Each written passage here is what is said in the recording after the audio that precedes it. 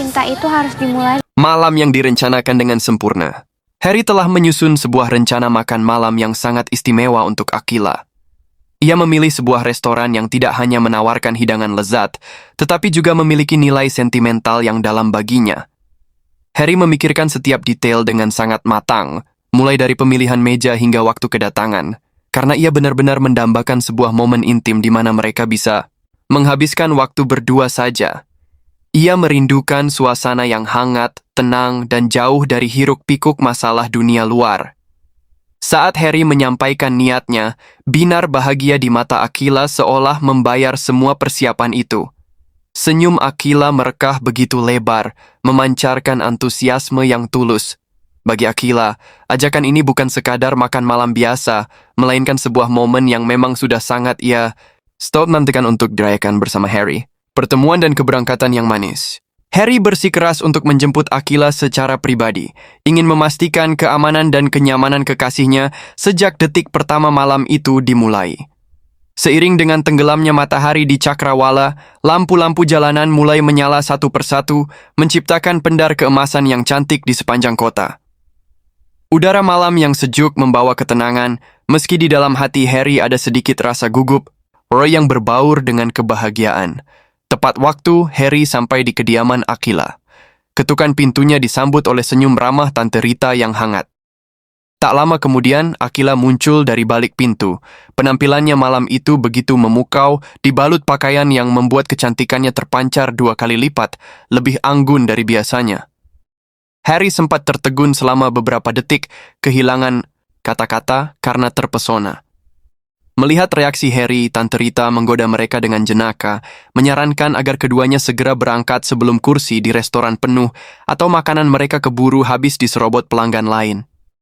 Dengan tawa kecil dan pamit yang sopan, mereka pun beranjak meninggalkan rumah, membelah malam menuju restoran yang telah dijanjikan. Kejutan tak terduga di balik pintu restoran? Setibanya di lokasi, mereka disambut oleh atmosfer restoran yang elegan namun tetap terasa bersahabat. Cahaya lampu gantung yang estetik dan tata ruang yang rapi memberikan kesan eksklusif. Pelayan langsung mengarahkan mereka menuju meja khusus yang telah dipesan Harry. Sebuah sudut yang sempurna untuk makan malam romantis. Namun, di balik keindahan itu, sebuah kebetulan pahit sedang mengintai. Tanpa mereka sadari, di sudut lain restoran yang sama, Haruna dan Ken ternyata juga sedang berada di sana. Mereka duduk berdua, tampak tenggelam dalam obrolan santai yang akrab. Harry dan Akila yang baru saja duduk, masih diliputi perasaan sukacita.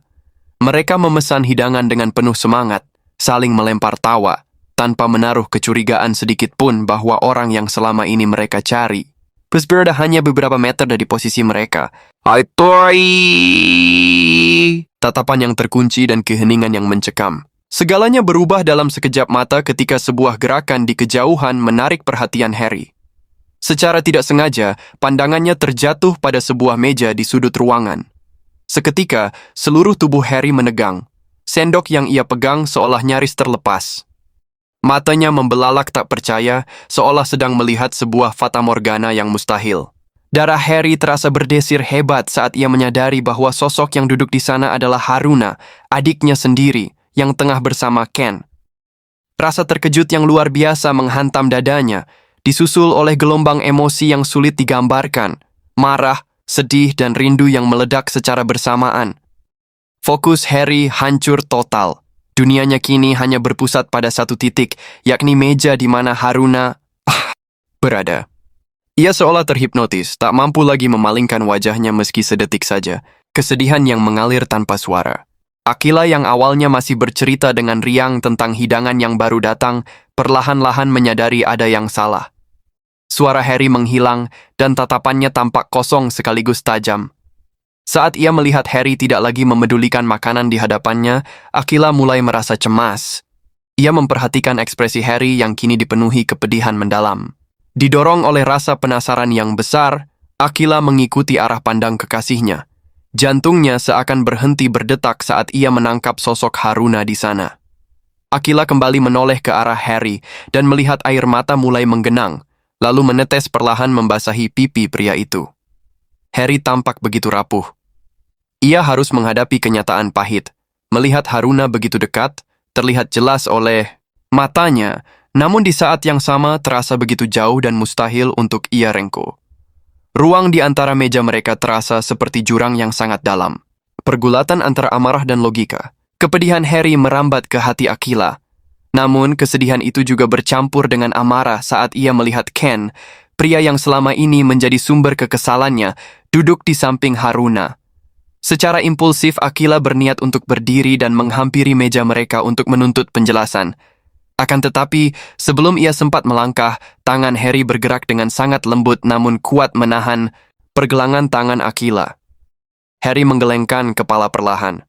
Ia sadar sepenuhnya bahwa jika mereka mendekat secara tiba-tiba dalam kondisi emosional seperti itu, Haruna pasti akan merasa terpojok dan mungkin akan melarikan diri kembali. Harry tidak ingin kehilangan jejak adiknya lagi. Meski Akilah merasa sangat menyayangkan kesempatan emas ini, ia akhirnya luluh saat melihat sorot mata Harry yang memohon. Ia terpaksa menelan keinginannya dan tetap duduk di tempatnya demi menghargai keputusan Harry yang lebih memilih menjaga jarak demi kebaikan jangka panjang. Kesempatan yang berlalu dalam hening. Malam yang seharusnya indah kini berubah menjadi sesi pengawasan yang menyakitkan. Harry hanya bisa memandangi Haruna dari kejauhan dengan air mata yang terus mengalir tanpa suara. Setiap tawa Haruna di meja sana terasa seperti sembilu yang menyayat hati Harry. Akilah hanya bisa terdiam, hatinya perih melihat kekasihnya hancur, namun ia tidak bisa berbuat apa-apa selain menemani dalam kesunyian. Tak lama kemudian, Haruna bangkit dari kursinya.